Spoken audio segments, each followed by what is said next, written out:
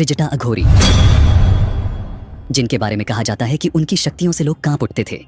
लेकिन सवाल यह है कि त्रिजटा अघोरी कौन थे और उनकी साधना इतनी खतरनाक क्यों मानी जाती थी? आखिर ऐसा क्या था? उस नरभक्षी अघोरी के आसपास कोई भटकने तक की हिम्मत नहीं कर पाता था। अघोरी साधु जीवन और मृत्यु के बंधनों से मुक्त होने की साधना करते हैं। त्रिजटा अघोरी इस परंपरा के एक अद्भुत साधक थे। उनकी साधना की शुरुआत होती है एक भयावह अनुभव से। सबसे पहले हम जानते हैं कि आखिर त्रिजटा अघोरी के जीवन की शुरुआत कहां से होती है। दोस्तों, त्रिजटा अघोरी का जन्म हिमालय के एक छोटे से गांव में हुआ था। बचपन से ही वे सामान्य बच्चों से अलग थे। उन्हें गहरे जंगलों में अकेले घूमना, घंटों ध्यान में बैठना और मृत आत्माओं की उपस्थिति को महसूस करना उन्हें पसंद था। ये उनके परिवार और गांव वालों के लिए चिंता का विषय बन गया था। लेकिन त्रिजटा को खुद से कोई डर नहीं था। उन्हें लगता था कि वे किसी बड़े उद्देश्य के लिए जन्मे हैं। धीरे धीरे त्रिजटा अघोरी अपनी साधना में इतने लीन हो गए कि उनका अपने परिवार और समाज से मोह भंग हो गया। और फिर एक दिन त्रिजटा ने अपने गांव को हमेशा के लिए छोड़ दिया और वे हिमालय के बर्फीले पहाड़ों में गुम हो गए। वहां उन्होंने एकांत में साधना शुरू की। कहते हैं उन्होंने अघोर पंथ के कठिनतम नियमों का पालन किया। इन नियमों में शामिल था श्मशान में ध्यान लगाना, मृत शरीरों के बीच रात बिताना और जीवन और मृत्यु के रहस्यों को समझने के लिए अपने भय का सामना करना। त्रिजटा अघोरी की साधना ने उन्हें ऐसी शक्तियां दी जो आम इंसान के लिए कल्पना से परे थी। कहा जाता है कि वे आत्माओं से बात कर सकते थे। उनके पास ऐसी तंत्र मंत्र की शक्तियां थीं जिससे वे प्राकृतिक आपदाओं को नियंत्रित कर सकते थे। उनकी आंखों में ऐसा तेज था कि कोई भी उन्हें देखकर डर जाता था। लेकिन ये शक्ति मुफ्त में नहीं आई थी। त्रिजटा ने अपनी साधना में बहुत अधिक कष्ट सहन करने के बाद इनको हासिल किया था। उन्होंने अपने शरीर को इतनी कठोर तपस्या में डाला कि वे इंसानों से परे दिखने लगे। अब बहुत से लोगों का कहना है कि त्रिजटा अघोरी बहुत ही खतरनाक था। तो आपकी जानकारी के लिए बता दें कि त्रिजटा अघोरी को खतरनाक इसलिए माना जाता था क्योंकि वे साधारण इंसानों से अलग हो चुके थे। वे मृत्यु को साधारण मानते थे और जीवन को एक भ्रम। उनकी साधना के दौरान जो भी उनके करीब आया वह या तो डर कर भाग गया या उनका अनुयायी बन गया। उनकी शक्ति इतनी प्रबल थी कि लोग मानते थे वे किसी को भी श्राप दे सकते थे या किसी की भी रक्षा कर सकते थे। डॉक्टर नारायण दत्त श्रीमाली जी के द्वारा अपनी पुस्तक में इस कहानी का वर्णन किया गया है जो उनके अनुभव पर आधारित है कि उन्हें बचपन से ही साधु संतों के साथ समय बिताना पसंद था। लेकिन घर वाले उन्हें इन सब से दूर रखते थे और अपने करियर पर फोकस करने के लिए कहते थे। डॉक्टर श्रीमाली जी की उम्र 30 साल के आसपास हो चुकी थी। उन्होंने अपने जीवन में खूब तरक्की कर ली थी। इसके बाद उन्हें एहसास हुआ कि उन्हें संन्यास साधना को अपना लेना चाहिए। लेकिन संन्यास लेने से पहले उनके मन में कई तरह के सवाल जवाब घूम रहे थे क्योंकि एक ग्रस्त व्यक्ति के लिए संन्यास लेना बहुत ही मुश्किल काम होता है। इसके लिए उन्होंने अपने घर वालों से बातचीत की और अंततः उनके घर वाले मान भी गए। डॉक्टर श्रीमाली जी को अब ऐसे व्यक्ति की तलाश थी जो उन्हें संन्यास के रास्ते की ओर अग्रसर कर सके। डॉक्टर श्रीमाली जी ने वहां पर त्रिजटा अघोरी को खोजने का प्रयास किया लेकिन आसपास उन्हें कोई भी दिखाई नहीं दिया। मंदिर के पीछे एक गुफा थी। उन्होंने सोचा कि इस गुफा में त्रिजटा अघोरी हो सकते हैं। लेकिन जब वे गुफा के पास पहुंचे तो उन्होंने देखा कि उस गुफा के अलावा वहां 15-20 छोटी गुफाएं भी हैं। लेकिन उन गुफाओं के अंदर कोई भी नहीं था। डॉक्टर श्रीमाली जी घूम फिरकर फिर से भैरव मंदिर के पास पहुंच गए। लेकिन कुछ समय बाद उन्हें कुछ हलचल सुनाई दी तो उन्होंने देखा कि 2-3 शिष्य दौड़ते हुए आ रहे हैं और उनके पीछे एक लंबी कदकाठी का व्यक्ति जिसकी लंबी लंबी जटाएं थी जो कमर तक लटक रही थी।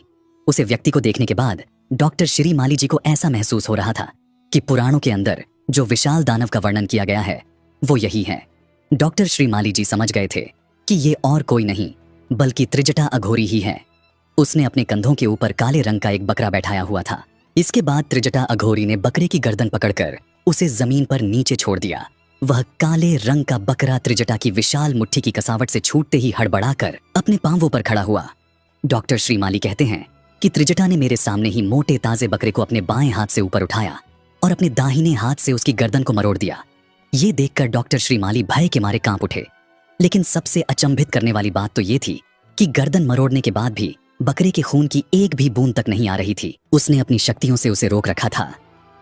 त्रिजटा ने बकरे को जमीन पर पटक दिया और आगे की तरफ बढ़ा।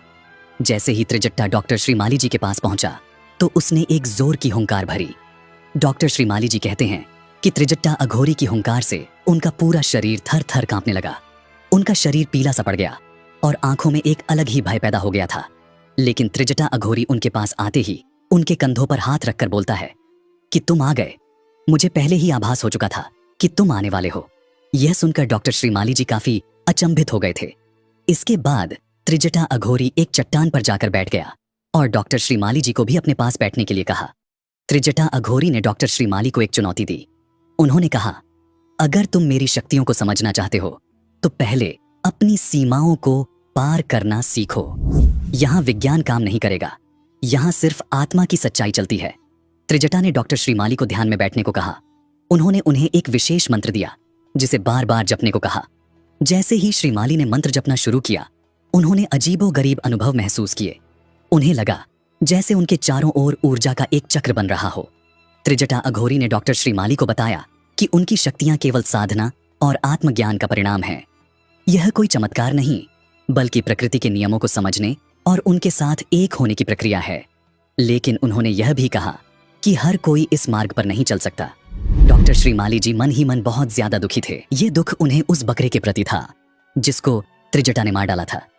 त्रिजटा श्रीमाली जी के अंदर चल रहे उस दुख को कहीं ना कहीं समझ चुका था। उसने तुरंत ही अपनी शक्तियों का प्रयोग किया और बकरे की गर्दन और उसके शरीर को फिर से जोड़ दिया और बकरा पहले की तरह ही स्वस्थ होकर खड़ा हो गया। इतना ही नहीं, वह दौड़कर एक चट्टान से नीचे की तरफ भाग गया। यह सब देखकर डॉक्टर श्रीमाली जी अचंभित रह गए, क्योंकि उन्होंने अपने जीवन में ऐसा दृश्य कभी नहीं देखा था। अक्सर पुराणों में तो संजीवनी विद्या के बारे में सुनने को मिलता है कि किसी भी मृत व्यक्ति को इस विद्या की मदद से जीवित किया जा सकता है, लेकिन आज उन्होंने साक्षात अपने सामने किसी मृत जानवर को फिर से जीवित होते हुए देखा था। डॉक्टर श्रीमाली जी कहते हैं कि त्रिजटा अघोरी जितने बाहर से दिखने में खूंखार थे, उतने ही अंदर से बहुत ही कोमल हृदय के थे। डॉक्टर श्रीमाली जी के मन में कई तरह के सवाल अभी भी घर किए हुए थे, जिनके बारे में वह त्रिजटा अघोरी से जानना चाहते थे। उन्होंने त्रिजटा अघोरी से पूछा कि गुरुजी, जीवन, मृत्यु और आत्मा का क्या रहस्य है? इस पर त्रिजटा अघोरी कहते हैं कि मृत्यु, जिसे तुम अंत समझते हो, वह केवल एक चरण है। आत्मा अमर है। ये शरीर एक वस्त्र की तरह है जिसे आत्मा समय समय पर बदलती है। मृत्यु से डरने का कारण है मोह। ये मोह तुम्हें शरीर, परिवार और संसार से बांधता है, लेकिन साधना के माध्यम से तुम इस मोह से मुक्त हो सकते हो। वत्स, साधना ही वह माध्यम है जिससे तुम अपने भीतर की शक्ति को पहचान सकते हो। मनुष्य केवल शरीर नहीं है, ये एक ऊर्जा है जो ब्रह्मांड से जुड़ी हुई है। ध्यान और मंत्र साधना के माध्यम से तुम अपनी आत्मा के साथ संवाद कर सकते हो। ये संवाद तुम्हें संसार के सभी बंधनों से मुक्त करेगा। इसके बाद डॉक्टर श्रीमाली जी पूछते हैं कि गुरुदेव, अघोर साधना को लेकर लोगों में भय और भ्रांतियां हैं, क्या ये सही है? इस पर त्रिजटा कहते हैं कि अघोर साधना का अर्थ है हर चीज को स्वीकार करना, चाहे वह अच्छा हो या बुरा। यह साधना तुम्हें द्वैत से ऊपर उठाने का मार्ग दिखाती है। अघोर का मतलब है जो घोर न हो। ये भय से मुक्ति का मार्ग है। अघोरी साधक वह है जो संसार के हर पहलू को अपनाता है, लेकिन उसमें लिप्त नहीं होता। वह जीवन और मृत्यु दोनों को समान रूप से स्वीकार करता है। फिर श्रीमाली जी पूछते हैं कि गुरुदेव, ब्रह्मांड और हमारी चेतना का क्या संबंध है? इस पर त्रिजटा कहते हैं कि यह ब्रह्मांड तुम्हारी चेतना का ही विस्तार है। जो कुछ भी तुम देखते हो वह तुम्हारे भीतर है। ब्रह्मांड के रहस्यों को समझने के लिए पहले अपने भीतर झांकना सीखो। जैसे एक बूंद में पूरा सागर समाया होता है, वैसे ही तुम्हारी आत्मा में पूरा ब्रह्मांड समाया हुआ है।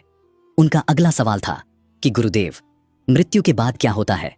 इस पर त्रिजटा का कहना था कि मृत्यु के बाद आत्मा एक नई यात्रा पर निकलती है। ये यात्रा उसके कर्मों और इच्छाओं पर निर्भर करती है, लेकिन जो साधक साधना के माध्यम से आत्मज्ञान प्राप्त कर लेता है, वह इस चक्र से मुक्त हो सकता है। साधक का लक्ष्य केवल मोक्ष प्राप्त करना नहीं है, बल्कि ब्रह्मांड के नियमों को समझना और उनका पालन करना है। वत्स, याद रखो, ज्ञान केवल सुनने या पढ़ने से प्राप्त नहीं होता, इसे अनुभव करना पड़ता है। जाओ, साधना करो और सत्य की खोज में लगे रहो। डॉक्टर नारायण दत्त श्रीमाली जी की ये भेंट केवल एक साधक और गुरु के बीच की बातचीत नहीं थी। ये एक ऐसा अनुभव था जिसने उनके जीवन को नई दिशा दी। त्रिजटा अघोरी के उपदेश आज भी हमें ये सिखाते हैं कि आत्मा, साधना और ब्रह्मांड के रहस्यों को समझने के लिए एकांत, समर्पण और आत्मविश्वास की आवश्यकता है।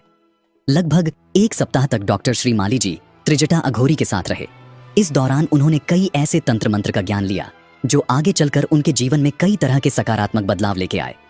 तो दोस्तों, ये थी हिमालय के खौफनाक अघोरी और डॉक्टर श्रीमाली जी से जुड़ी हुई कहानी, जिसके बारे में आज हमने आपको इस वीडियो में बताया। पसंद आए तो एक लाइक कर